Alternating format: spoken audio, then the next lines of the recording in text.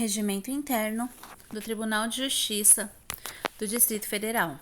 Paramos no artigo 399, subseção 3, da promoção. Artigo 399.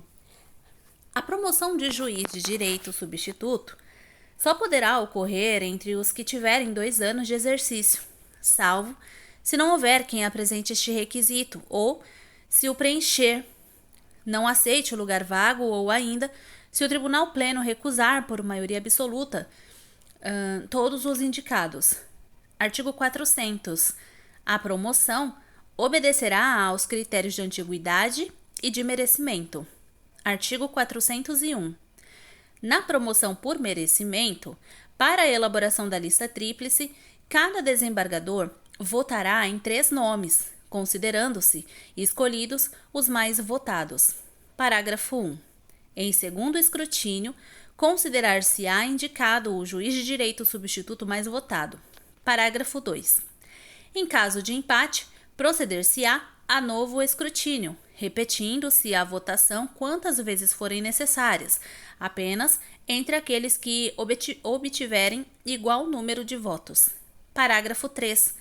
Aplicar-se-á aos escrutínios subsequentes o disposto no artigo 381, parágrafos 1, 2 e 3. Artigo 402. Na apuração do merecimento, será observado o disposto no artigo 389, parágrafo 4, bem como o fato de o juiz de direito substituto já haver figurado em lista para promoção por merecimento e a respectiva antiguidade no cargo. Artigo 403. Na promoção por antiguidade, o Tribunal Pleno somente poderá recusar o nome do juiz de direito substituto mais antigo pelo voto de, no mínimo, 2/3 dos seus membros, repetindo-se a votação até obter-se a indicação. Subseção 4. Do acesso. Artigo 404. O provimento dos cargos de desembargador mediante acesso obedecerá aos critérios de antiguidade e de merecimento alternadamente. Parágrafo único. A antiguidade e o merecimento a antiguidade e o merecimento serão apurados entre os juízes de direito substitutos de 2º grau, os juízes de direito de turmas recursais e os juízes de direito da circunscrição judiciária de Brasília ou de vara com competência em todo o Distrito Federal. Artigo 405. Para o acesso por merecimento, serão considerados inscritos todos os juízes de direito integrantes da 1ª e 5ª parte da lista de antiguidade. Parágrafo 1. Caberá ao juiz de direito que recusar o acesso se manifestar até o início da votação. Parágrafo 2. Elaborada a lista tríplice, na forma regimental, para o provimento de vaga mediante critério de merecimento, o Tribunal Pleno, em segundo escrutínio, indicará o juiz de direito que terá acesso à vaga. Parágrafo 3. Se houver apenas uma vaga, elaborada a lista tríplice, far-se-á votação e será indicado o juiz de direito que tenha obtido a maioria simples dos votos. Parágrafo 4. Em caso de empate, proceder-se-á a novo escrutínio, repetindo-se a votação quantas vezes forem necessárias, apenas entre aqueles que obtiverem igual número de votos. Parágrafo 5. Aplicar-se-á aos escrutínios subsequentes o disposto no artigo 381, parágrafos 1, 2 e 3. Parágrafo 6. No acesso por merecimento, serão elaboradas, sempre que possível, listas tríplices em número correspondente ao de vagas. Artigo 406. Na apuração do merecimento, será observado o disposto no artigo 389, parágrafo 4, bem como o fato de o magistrado já haver figurado em lista para promoção por merecimento e a respectiva antiguidade no cargo. Artigo 407. No acesso por antiguidade, o Tribunal Pleno somente poderá recusar o nome do magistrado mais antigo pelo voto de no mínimo 2/3 dos seus membros, repetindo-se a votação até obter-se a indicação. Subseção 5. Da permuta. Artigo 408. Os juízes de direito poderão solicitar permuta mediante requerimento dirigido ao presidente do tribunal. Parágrafo único. Feita a instrução pela Corregedoria de Justiça, o requerimento será submetido pelo presidente ao tribunal. Artigo 409.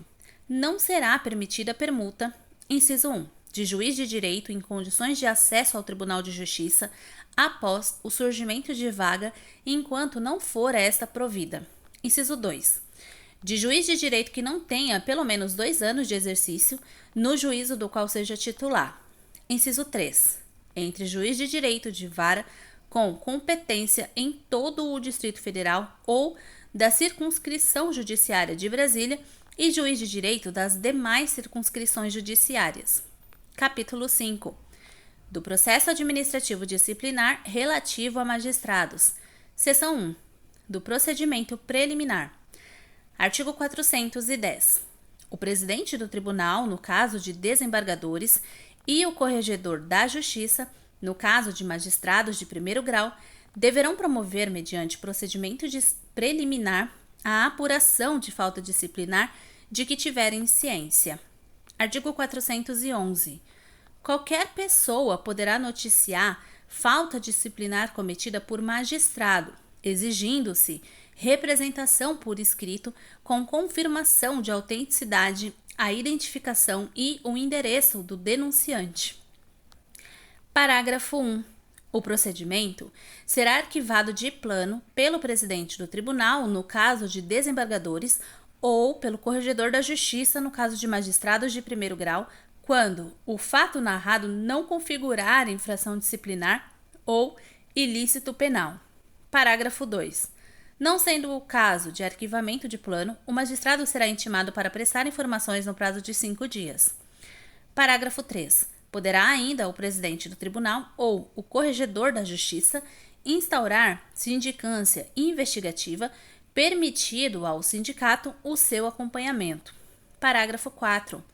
Após as informações ou a conclusão da sindicância, se for o caso, a representação poderá ser arquivada pelo presidente do tribunal, no caso de desembargadores, ou pelo corregedor da Justiça, no caso de magistrados de primeiro grau, quando não se verificar a existência de indícios de materialidade ou de autoria de infração disciplinar. Parágrafo 5. Das decisões unipessoais, caberá recurso ao Conselho Especial no prazo de 15 dias. Seção 2. Do processo disciplinar. Artigo 412. Não sendo o caso de arquivamento, o presidente do tribunal, no caso de desembargadores, e o corregedor, no caso de magistrados de primeiro grau, submeterá a acusação ao Conselho Especial. Parágrafo 1.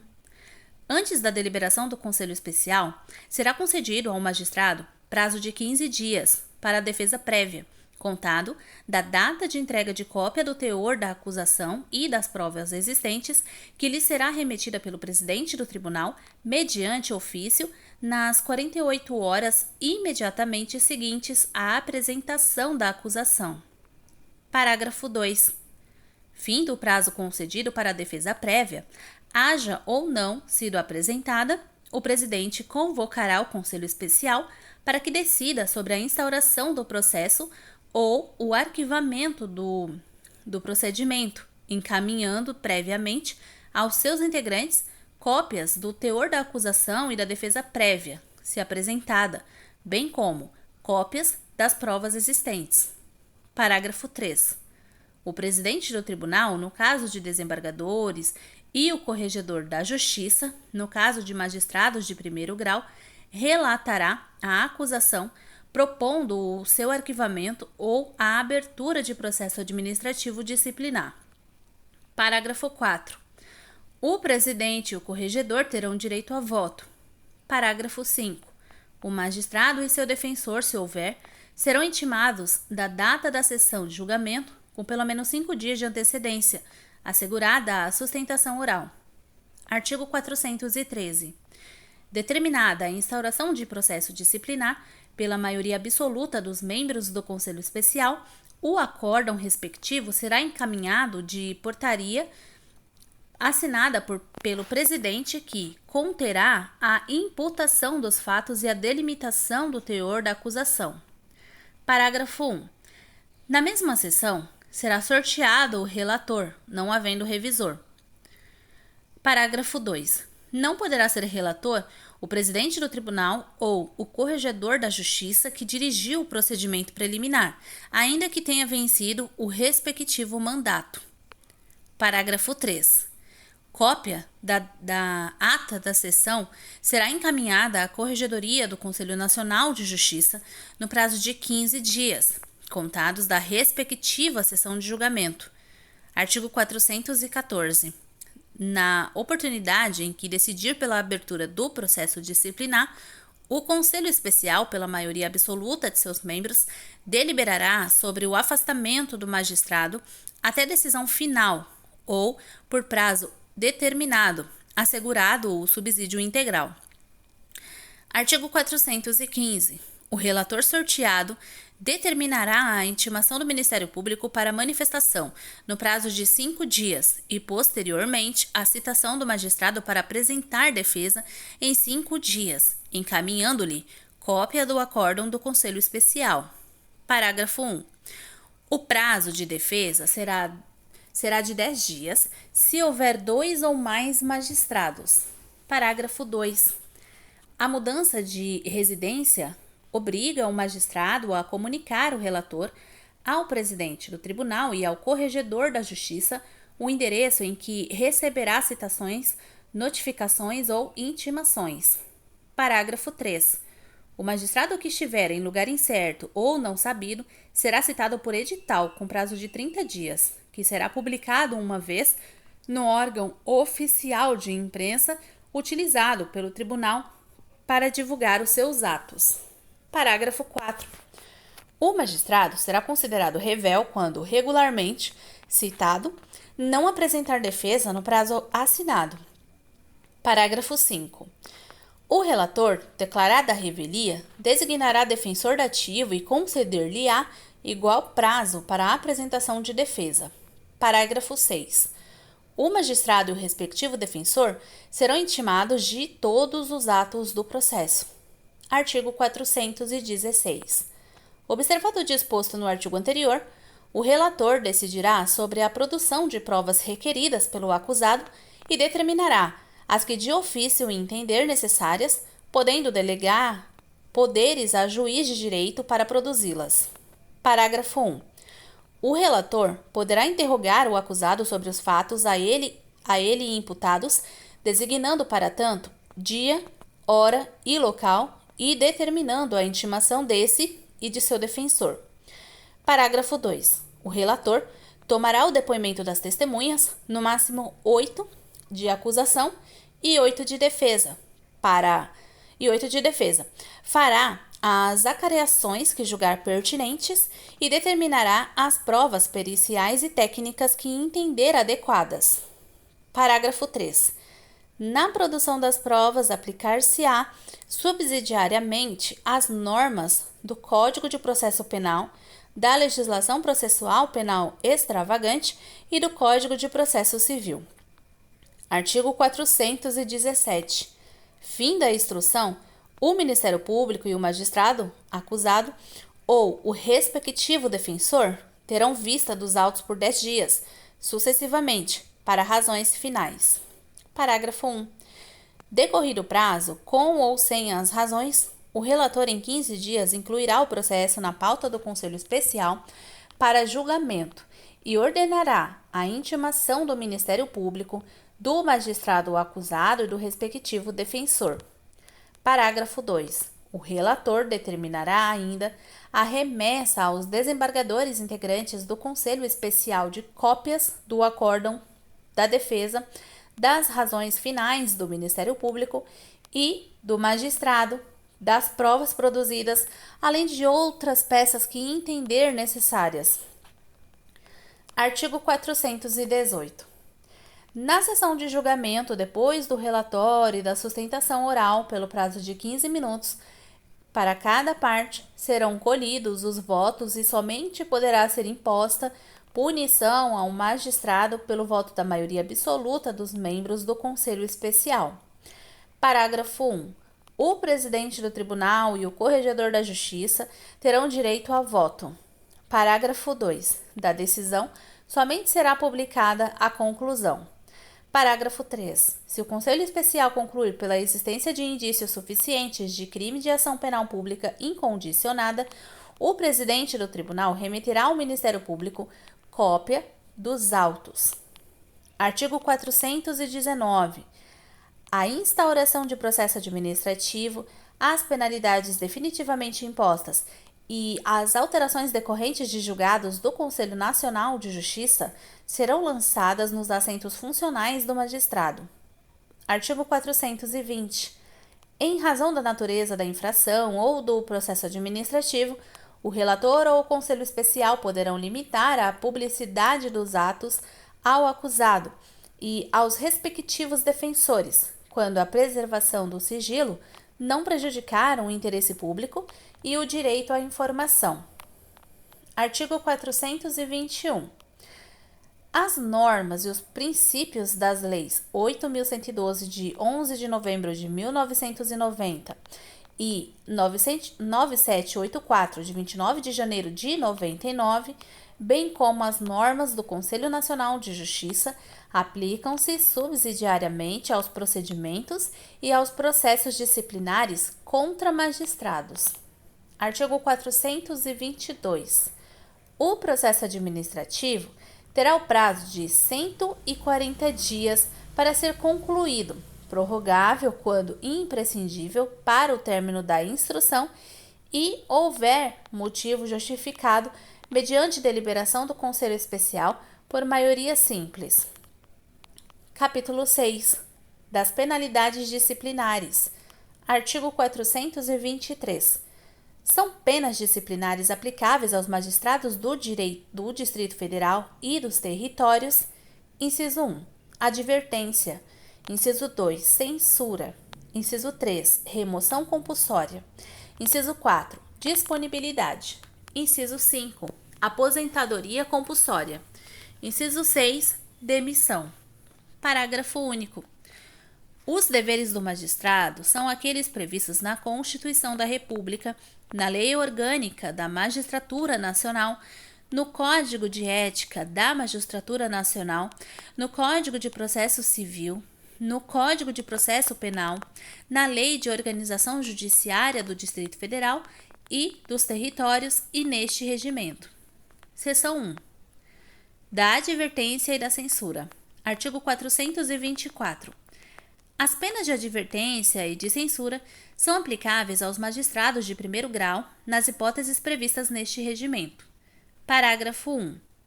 O magistrado negligente no cumprimento dos deveres do cargo está sujeito à pena de advertência.